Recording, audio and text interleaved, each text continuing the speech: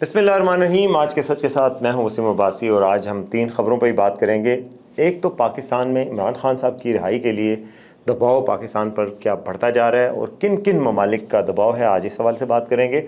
और क्या ये बात सही है कि इमरान खान ने डील मांगी थी और बरतानिया जाने की ख्वाहिश का इजहार किया था, जबकि हुकूमत उनको खलीजी ममालिक जाने का ऑप्शन दे रही थी।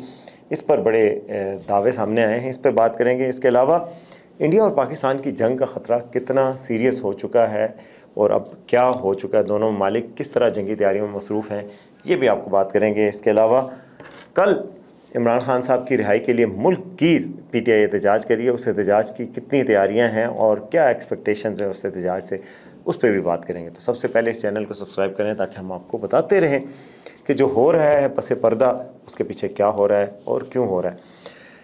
अच्छा जी, इमरान खान साहब की रिहाई के लिए प्रेशर पाकिस्तान पर बढ़ने की बात हो रही है। एक तो अंदरूनी प्रेशर्स की बात है ही है, जैसे कि कल जो है वो एहतजाज हो रहा है और अली मीन गंडापुर कह रहे हैं कि जी नुक्ता आगाज़ इसका होगा, नुक्ता उरूज होगा।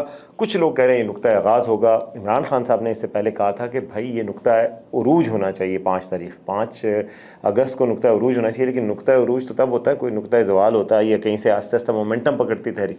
ये तो आपस में लड़ रहे थे पीटीआई के लीडर, तो आपस में कोई मोमेंटम तो नहीं पकड़ सकी। तो लेकिन कल एहतजाज की अब कॉल दी गई है। मैं अभी आपको बताता हूँ कि इमरान खान की रिहाई के लिए ममालिक के प्रेशर के हवाले से क्या बात चली है। लेकिन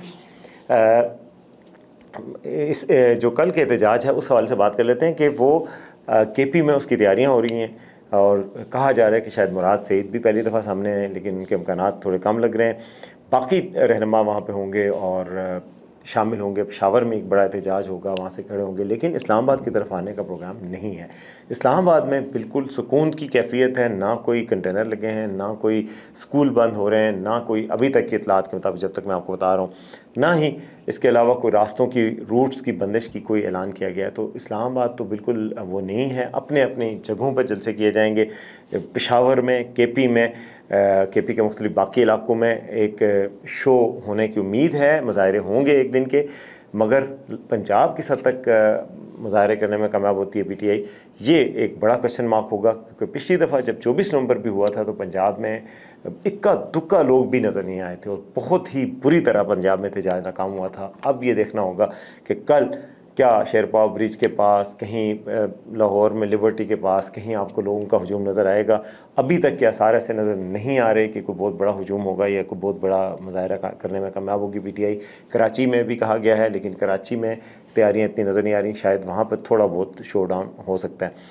तो जो एहतजाज होगा वो कल पेशावर की हद तक महदूद नज़र आता है। इस्लामाबाद आने का कोई प्रोग्राम नज़र नहीं आ रहा।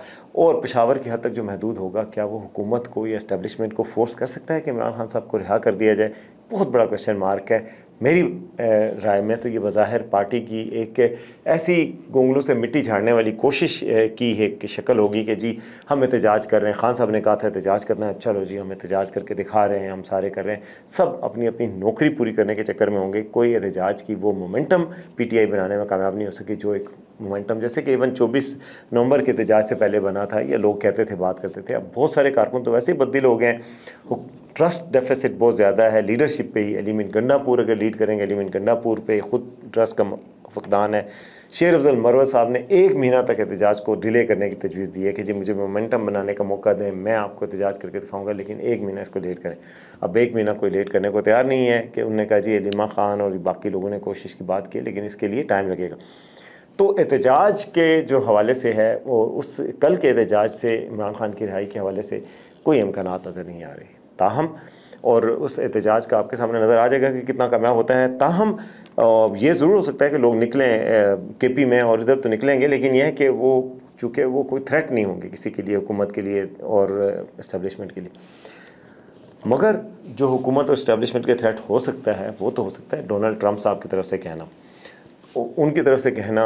अभी ये दावा भी सामने आ रहा है कि जी इमरान खान साहब के हवाले से एक वज़ीर, एक डिप्लोमेट जो हैं, सफ़ीर हैं एक मगरबी मुल्क की, वो 4 दफ़ा हुकूमत से उन्होंने रब्ता किया और उन्होंने कहा कि जी इनको निकाला जाए और बाकायदा हुकूमत पर दबाव डाला गया। ये दावा सामने आया। और ये दावा किसने किया है जी? ये हुज़ैफ़ा रहमान हैं, वज़ीर हैं सियाहत के, मतलब मशीर हैं सियाहत के, शहबाज शरीफ के काबीना का रुकन बना दिया है, साबिक़ सहाफ़ी हैं, सुप्रीम कोर्ट बीट कवर करते थे। तो वो जनाब उनका अब दावा सामने आया, मेरा ख्याल है वो इलेक्शन भी अब लड़ना चाह रहे हैं डीजी खान से। अब उन्होंने ये भी लगाया था कि मैं MNA इंशाल्लाह MNA, लेकिन उनका दावा बड़ा था, उनका कहना था कि जी हमारी ये बातचीत हो गई थी तकरीबन, हमें बैरूनी ममालिक से कहा गया कि जी इनको हमारे पास भेज दें, और उसमें बरतानवी सफ़ीर की वैसे वो रेफ़र कर रहे हैं, उन्होंने नाम नहीं लिया, लेकिन मुझे पता है कि जीन मैरियट जो हैं बरतानी सफ़ीर, उनके हवाले से बात की जा रही है, उनकी मुलाकातें भी हुई थी, वो उनको रेफ़र करें कि जी उनकी मुलाकातें हुई। और फिर उन्होंने कहा कि जेल में भी जाके डिप्लोमेट्स की मुलाकातें हुई हैं, बैनुल-अक़वामी डिप्लोमेट्स की। और फिर उसके बाद ये कहा गया हमें कि इमरान खान 9 मई पे माफ़ी मांगने को तैयार हो गए हैं, तो फिर हमें जो है हम इनको हमारे मुल्क में भेज दिया जाए। और इमरान खान साहब भी राज़ी हो गए थे कि उधर चले जाएँ, मगर हुकूमत ये चाहती थी कि वो किसी खलीजी मुल्क को ऑप्ट कर लें। हुकूमत भी बज़ाहिर राज़ी हो गई कि उनको बाहर भेज दिया जाए, उनकी सज़ाएँ माफ़ करके, मगर खलीजी मुल्क, किसी खलीजी मुल्क भेजा जाए। एक खलीजी मुल्क पे वो कह रहे हैं कि राज़ी भी खान साहब हो गए थे किसी हद तक, लेकिन खलीजी मुल्क ने ही 10 दिन के बाद इनकार कर दिया। तो उसके बाद वो कहते हैं कि जी जो सफ़ीर हैं गैर मुल्की, उन्होंने आके कहा कि इमरान खान माफ़ी मांगेंगे। हमने कहा चलो देख लेते हैं, हमने टाइम मांगा। तो अगले दिन खान साहब ने कह दिया कि जी ये मुझसे तजवीज़ लेके आए थे, मैं माफ़ी क्यों मांगूँ, ये क्यों ना माफ़ी मांगे। तो कहते हैं उसके बाद से सारी डील फॉल अपार्ट हो गई।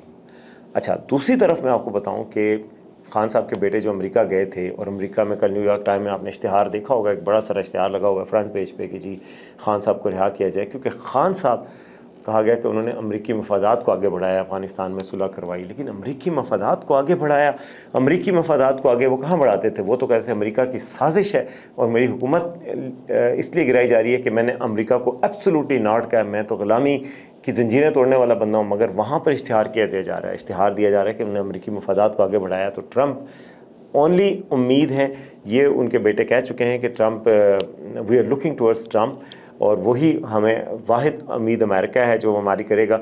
उसी तनाजुर में कल इश्तिहार दिया गया न्यूयॉर्क टाइम में। तो नजम सेठी जो सीनियर साफ़ी हैं, उन्होंने बड़ा अहम दावा किया, और उनका कहना है कि पिछली दफ़ा भी उन्होंने ये बात करने की कोशिश की थी, तो उनकी बात सेंसर कर दी गई थी शायद उनकी समा TV पे। तो अब वो कहना चाह रहे हैं, सो मैनी वर्ड्स जो उनकी बातों से मैं डिसाइफर कर पाया हूँ, वो कह रहे हैं कि जी जब मुलाकात हुई थी, अहम मुलाकात पाकिस्तान के फील्ड मार्शल की सदर डोनाल्ड ट्रंप से, तो उसमें उन्होंने कहा था कि इमरान खान साहब के हवाले से कोई बात की थी कि इनको रिलीफ दिया जाए। तो उनका ये कहना है कि अमेरिका की तरफ से भी पाकिस्तान को कहा गया है कि खान साहब को रिलीफ दिया जाए। शायद यही वजह है कि खान साहब के बेटों की कोई काफ़ी तवील फ़ोन पे बात भी करवाई गई कल परसों।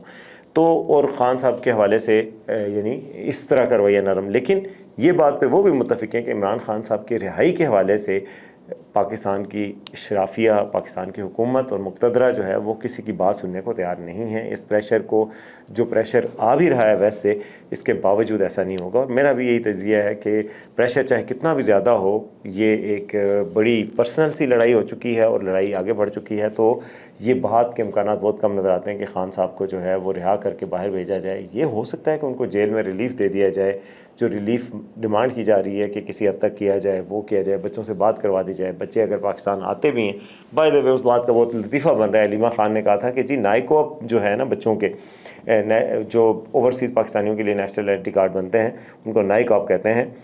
तो वो national identity card for overseas Pakistanis, NICOP. तो वो कहते हैं कि जो कासिम और सलमान है उन्होंने वीज़ा की दरख्वास्त दी। लोगों ने कहा वीज़ा की क्यों दरख्वास्त दी, उनके पास तो नाइकॉप है। पिछली दफ़ा वो नाइकॉप पे आ गए, क्योंकि जिसके पास नाइकॉप हो उसको वीज़ा नहीं देना पड़ता, वो पाकिस्तानी शहरी होता है। तो उसका उन्होंने जवाब दिया कि एक का जो है वो नाइकॉप खो गया, दूसरे का मिल नहीं रहा। ये बात आपने भी कई दफ़ा सुनी होगी कि भाई तो मतलब दोनों के गुम हो गए। ये इस तरीके से उन्होंने कहा कि एक का तो खो गया, चलो वो खो गया, दूसरे का असल में खोया नहीं है लेकिन मिल नहीं रहा। तो वो इस बात के बड़े लतीफ़े बने हुए हैं। तो बहरहाल ये यानी पाकिस्तान आकर उनकी मुलाकात भी करवाई जा सकती है, लेकिन खान साहब की रिहाई हो जाए इस चीज़ के इम्कानात बहुत कम नज़र आते हैं। तो ये आने वाले दिन में आपके सामने ये वाज़े हो जाएगा। लेकिन बहरहाल कुछ न कुछ हरकत हो रही है, लॉबिंग हो रही है, बड़ी स्ट्रॉन्ग लॉबिंग हो रही है। कासिम और सलमान मुलाकात तो करके आ गए थे अमेरिका से, फिर इश्तिहार छापा गया और उस इश्तिहार में अमेरिका को यकीन दहानी कराई गई कि हम आपके मफादात के पासबान हैं और ख़ान साहब को रिहा करवाया जाए। हालांकि मुझे ये बात बड़ी अजीब लगी कि इश्तिहार में आपने इस तरह की बात भी लिख दी। ये बात ख़ान साहब के बयानिए के ख़िलाफ़ है जो आपने लिखी है।